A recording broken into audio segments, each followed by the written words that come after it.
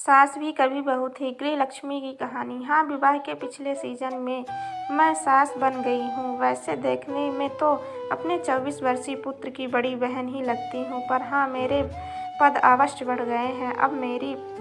अब बारी आ गई है मेरे वो सभी कर्ज चुकाने की, जो बहू बनने के बाद से आज तक मेरे माथे थे। रिश्तेदारों, मित्रों, सभी की नज़र में मैं बहुत शांत स्वभाव की महिला हूँ। लोग तो यहाँ तक कहते हैं कि मेरी बहू ने कितने अच्छे कर्म किए होंगे जो ऐसी सास उसे मिली। और कहे भी क्यों ना, आज तक बहू को मैंने ऊंची आवाज़ में डांटा तक नहीं। यह अलग बात है कि घर आते ही बेटों को दैनिक घटनाओं से तुरंत अवगत करा देती हूँ। बहू को चढ़ाई सारी अच्छी साड़ियाँ मैंने रख ली है। अरे भाई, फैशन पलटते देर नहीं लगती। इतनी सारी एक ही फैशन की साड़ियाँ वो क्या करेगी? उसी के लेने देने में ही तो यह साड़ियाँ कल काम आएगी।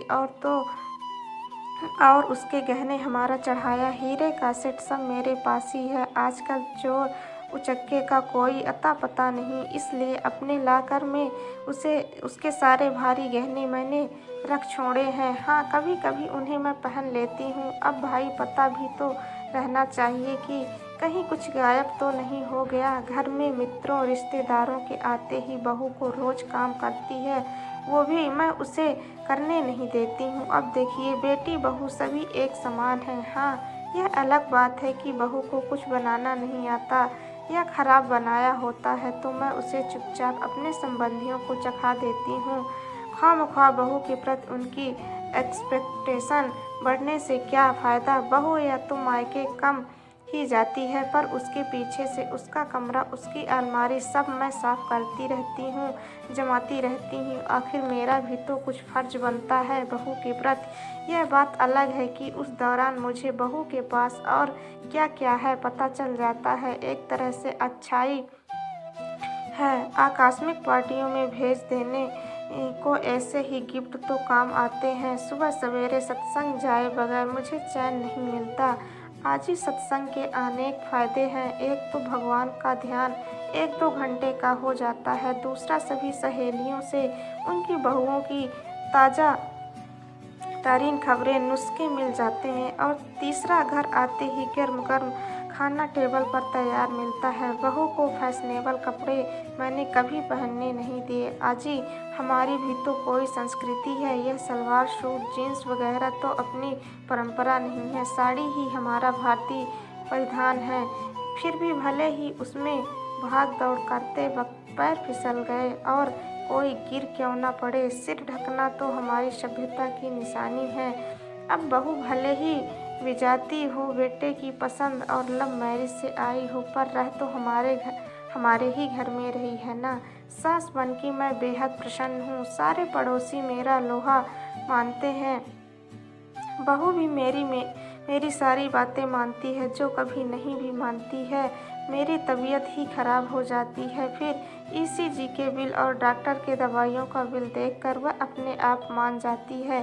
दहेज की मैंने कभी मांग ही नहीं की। इस उम्र में धन माया का मैं क्या करूँगी। हाँ, पड़ोस की बहुएं जो तीज त्योहार पर ससुराल वालों के लिए सौगात लाती हैं, वो ज़रूर बहू को बता देती हूँ। अब अपने साथ पास पड़ोस की भी तो आदमी को खबर रखनी चाहिए। अपनी बहू की कद्र करना तो कोई मुझसे सीखे। पीएचडी की उसकी पढ़ाई को मैंने रोका नहीं और उसे नौकरी भी करने दी। मेरा लाड बहू के कामकाजी होने की वजह से भी कभी कम नहीं हुआ। शाम को बहू ही आकर अदरक वाली चाय और खाना बनाती है। भाई, उसके हाथ की चाय के बिना उठा ही कहाँ जाता है। बिस्तर से भले ही शादियों अन्य समारोहों में बहू दस्तूर दे आए, पर वहाँ से आए गिफ्ट में तो मैं ही रखती हूँ। अब भाई, मिलना बर्तन तो मुझे ही है। उस बेचारी को क्या पता कि कहाँ क्या देना लेना है। नारी सशक्तिकरण के चलते मैंने कभी बहू को इमोशनली कमज़ोर होने ही नहीं दिया।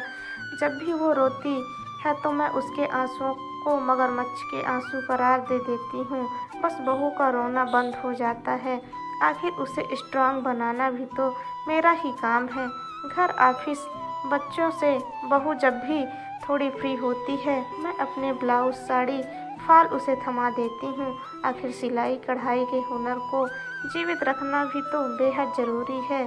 सिलाई कढ़ाई नहीं तो दक्ष कैसे होगी। और इन सब कामों से उसे टाइम ना मिलने के कारण वो मेकअप भी कहाँ कर पाती है, तभी तो सिंपल रहती है। कहते हैं ना, सादगी में भी सुंदरता है। घर का खर्च दोनों कमाऊँ बेटा बहू से मैं बराबर लेती हूँ। समानता का ज़माना है भाई, बड़े विवेकपूर्ण ढंग से उसे खर्चा देती हूँ। विवाहित बेटे और अविवाहित बेटे को बराबर खर्चा देती हूँ। मेरे अनुशासन, दूरदृष्टि व संयोगात्मक रवैया के कारण मैं इतनी प्रसिद्ध हूँ। बहू की भावनाओं को जितनी मैं समझती हूँ उतना और कोई नहीं समझ भी क्यों नहीं। आखिर सास भी तो कभी बहू थी। अगर हमारी कहानी आपको अच्छी लगे तो हमारे चैनल को आप सब्सक्राइब करें, लाइक करें और शेयर करें।